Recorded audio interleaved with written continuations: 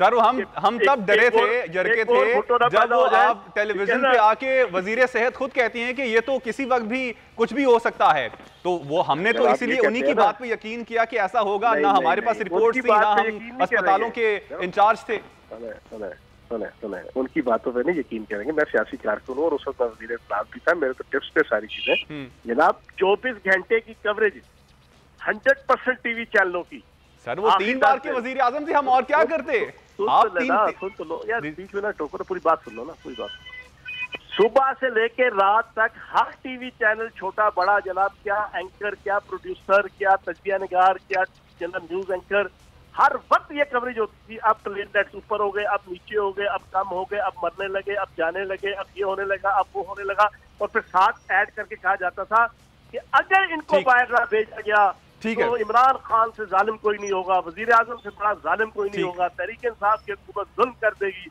अब इस माहौल के अंदर क्या करते हैं? ठीक है सर, आपका पॉइंट आ गया। I am sorry sir, I have to cut you short. बहुत शुक्रिया सर आपके वक्त का, और बात दो के डिविएट हो गई। पीजे मीर साहब, अब इस वक्त जो पाकिस्तान डेमोक्रेटिक मूवमेंट ने अपने साथ कर लिया है, इसकी जिम्मेदारी आप किसको देते हैं? क्या आप समझते हैं कि पाकिस्तान पीपल्स पार्टी जो थी वो सीरियस ही नहीं थी शुरू से, या फिर आप जो पाकिस्तान पीपल्स पार्टी की जानिब से पाकिस्तान मुस्लिम लीग नून पर इल्ज़ाम लगाया जाता है कि वो अथॉरिटेटिव हो गई थी और फैसले उनको बीच में मिलाए बिना ही लिए जाना शुरू हो गए थे, और वो पाकिस्तान मुस्लिम लीग नून ही ले रही थी, डिक्टेट कर रही थी पाकिस्तान मुस्लिम लीग नून, जिसकी वजह से ये मामलात यहां तक पहुंचे? आपकी नजर में कौन सा मौक़िफ़ दुरुस्त है? देखिए, पीपल्स पार्टी एक मेजर पॉलिटिकल पार्टी है, पीएमएलएन एक मेजर पॉलिटिकल पार्टी है। ये जो बाकी सैटेलाइट्स थे ये पॉलिटिकल शटलकॉक्स थे। इनको इन दोनों पार्टियों ने आगे ग्राउंड में भेजा कि तुम निकाल लो कितने बंदे तुम लेके आते हो। तो जब उन्होंने देखा कि भाई उनके तो बंदे ही कोई नहीं निकले, तो वाई वुड पीपल्स पार्टी और पीएमएलएन अपनी क्रेडिबिलिटी को ज़ीरो कर दें?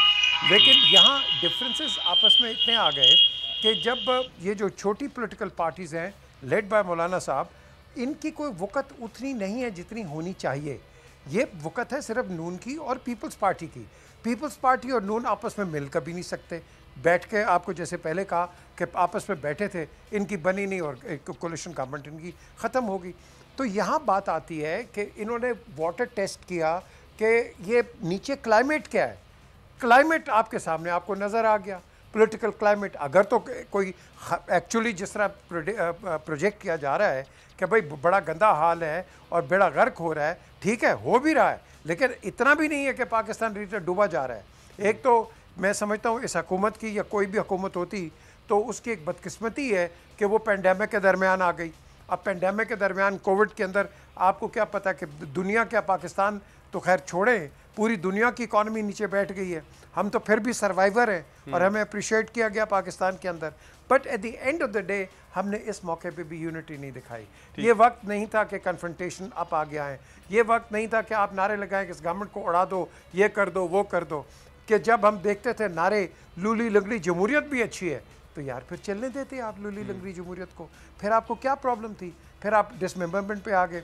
फिर इंटरनल, मैं समझता हूँ जहाँ एक फोपो जो बहुत बड़ा आया, सर बात सर यही है कि ऑन ए टाइम ही लिया, आवाम का वक्त ही जाया किया, इन तमाम दिनों में कुछ हुआ नहीं जो कि वो कह रहे थे उस हवाले से। तैमूर साहब, पाकिस्तान डेमोक्रेटिक मूवमेंट के बारे में पाकिस्तान पीपल्स पार्टी कहती है कि ये तो हमने ही बनाई थी और उसकी ओनरशिप लेती है, तो इस्तीफे वैसे आपने क्यों दिए हैं अगर आप ओनरशिप भी लेते हैं?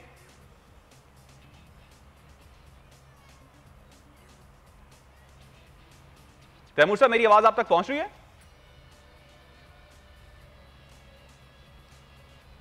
तैमूर साहब से राब्ता करने की दोबारा से कोशिश करें। आई गेस राब्ता मुनक़ता हो गया है। पीजे मीर साहब, व्हाट नेक्स्ट? आप क्या देखते हैं पाकिस्तान डेमोक्रेटिक मूवमेंट का आगे मुस्तकबिल क्या होगा? क्या ऐसे ही होगा जिस तरह एआरडी थी और बाद में वो एपीडीएम बन गई थी, दोनों जमातें, पाकिस्तान पीपल्स पार्टी और पाकिस्तान मुस्लिम लीग नून, अलग अलग से अपनी अपनी तहरीकें लीड की थी? या फिर आप इस वक्त समझते हैं कि पाकिस्तान डेमोक्रेटिक मूवमेंट जो है वो दो हिस्सों में तकसीम नहीं होगी, एक ही हिस्सा रहेगी? या फिर आप समझते हैं कि पाकिस्तान पीपल्स पार्टी जो है वो अलहदा से हुकूमत के खिलाफ रहेगी और पाकिस्तान मुस्लिम लीग नून अपना चूरन बेचने की कोशिश करेगी?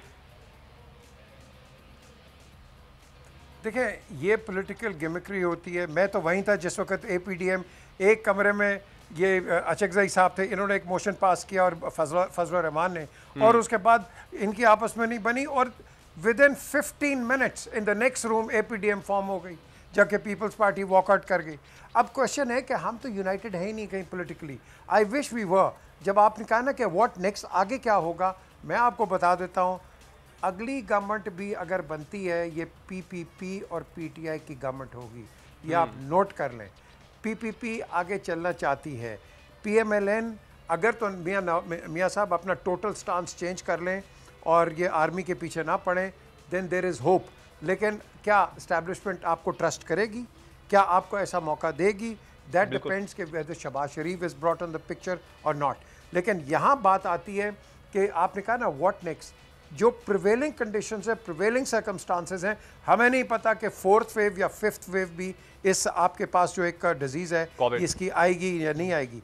अगर तो आती है और अगर ये ऑपोजिशन इसी आप कह लो कि लाएमल पे चलेगी, मैं आपको बता दूं आपके पास या मिलिट्री गवर्नमेंट आएगी।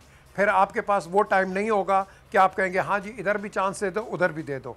This is a time of reformation of the political system in this country.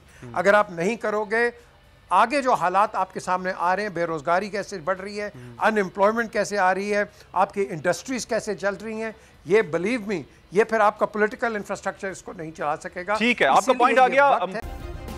Subscribe करें और बेल दबाएं ताकि कोई खबर रह न जाए।